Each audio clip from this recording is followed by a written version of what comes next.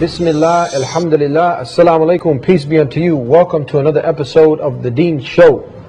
And today, bringing you another great topic up for discussion. We're bringing in our good friend who's been with us this week on The Deen Show, former Christian minister, preacher, Sheikh Yusuf Estes. Sit right there, don't move, and we'll be right back on The Deen Show.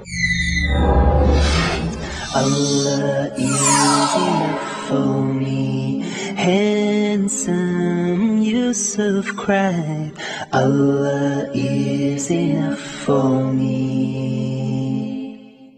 Welcome back to The Deen Show. I'm your host, Eddie, and in The Deen Show studio, our special guest. I thank you again for being with us, Sheikh Yusuf Estes. Alaikum warahmatullah. Walaikum assalam. What kind of topic do we have today? Can God be a man, Sheikh? Say what? Can God be a man? We have to get right down to it. All right. And we got to explain to the audience, because people are taking rocks as God, sticks as God, money as God, and they're taking a man as God. Is this possible? First of all, let's talk about something in general. Let us agree before we start even having a discussion what is rational and what's irrational. I agree. All right? And when I point this way and I say, okay, this is up, and you say, yes, okay, that's up. And when I point like this, I say, this is down, you say, okay, this is down. Now, during the discussion, if you said, well, this could also be down, or this could also be up, I'm going to say, okay, that's the end of the rational discussion. Now you're not being fair. Yeah, have a nice day. I got things to do. Up is up, down is down. Yeah, well, there's some basic things when you talk about something in a rational discussion that go undisputed. You just say that's it. Yeah, you set parameters. Before we begin the discussion, when you say God, what are you talking about? Okay? And if you're talking about something that's limited, something that is human, something that's, then for me, this is not God. It's as simple as that. Because if you want to talk about God, and you're talking about the one who is the creator God that set everything into motion in the beginning, the one who is the sustainer, the creator, the one who is all knowledgeable. We're going to talk about the epitome of the qualities or attributes of this God, that he is not, he doesn't just know, he's all knowing. He doesn't just hear, he's all hearing. And he doesn't just have knowledge, he is all knowledge.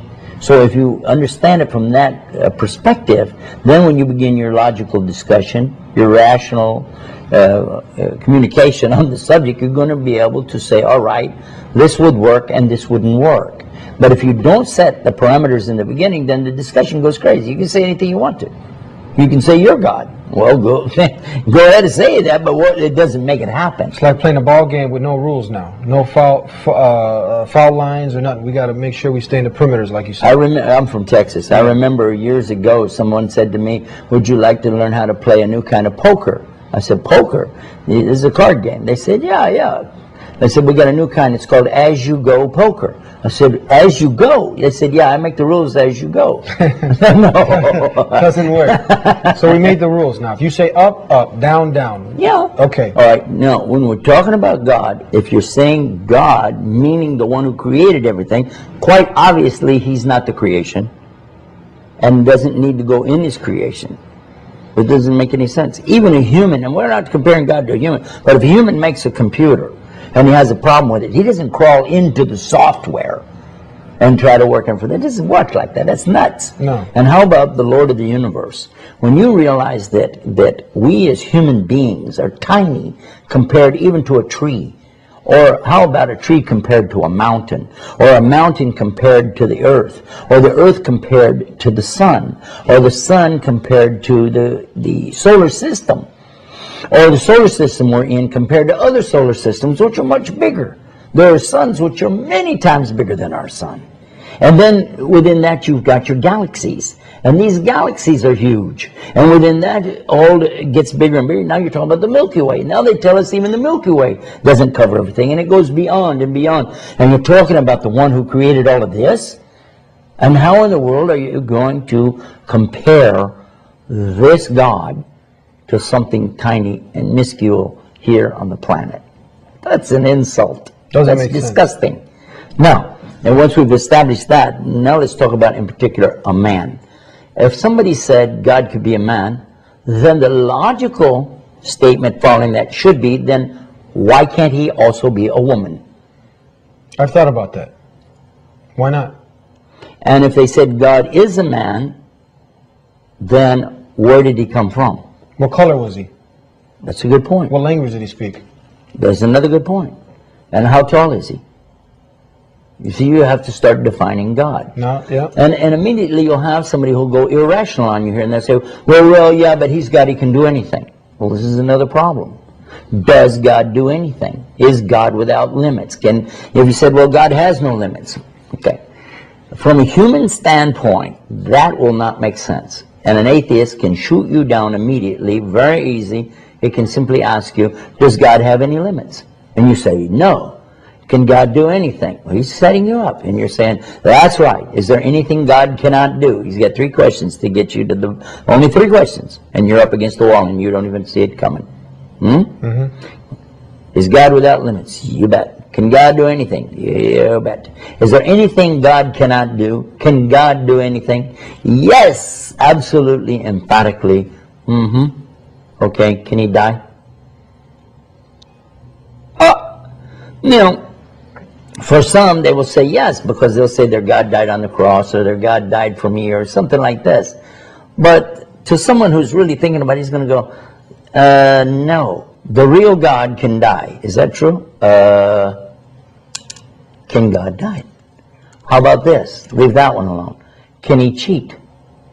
Can God lie? Can God trick you?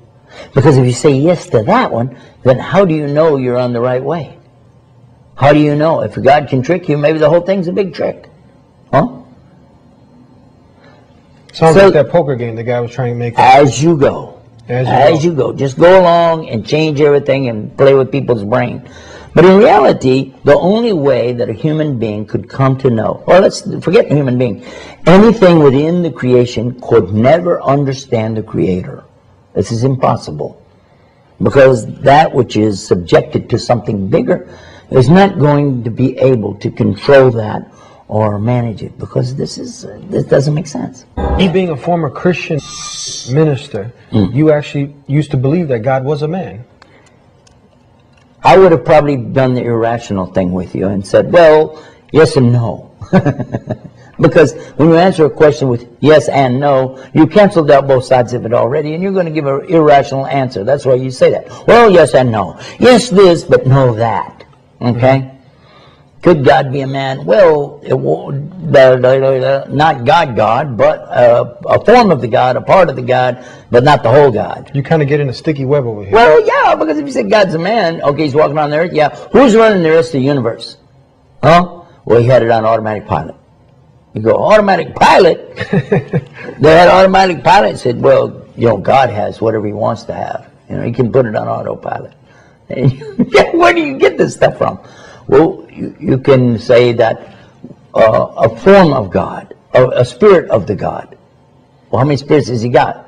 Well, we don't know. He could have a bunch of spirits. Okay, so how are you going to argue with that? But the contention now of the Muslim is this, that the only way the human is going to know God is by revelation. God reveals himself through what we call scripture or revelation, and has done so since time immemorial. And we know this is evidenced by the many manuscripts that have been found and discovered around the planet. They don't all match because they're not originals. None of these are originals. Many of them are copies of copies of copies. Many of them are translations of copies and things like this. But it's enough and suffice to say that we know there were original manuscripts. We know there were original revelations. And we know, based on so many of the continuity of so many of them, that you can compare that, yes, there was revelation that came from God. Does it exist in the original format? We're going to say no. As do most of the real scholars of the Bible say no. In fact, recently Bart Aaron, if you've perhaps heard of him, one of the biblical scholars, has some books out on Borders Books and Music at Barnes & Noble, Amazon.com. By the way, do you get any cutback or royalty from these guys if I mention their names or anything? No. No? Oh, darn. Anyway, I thought maybe.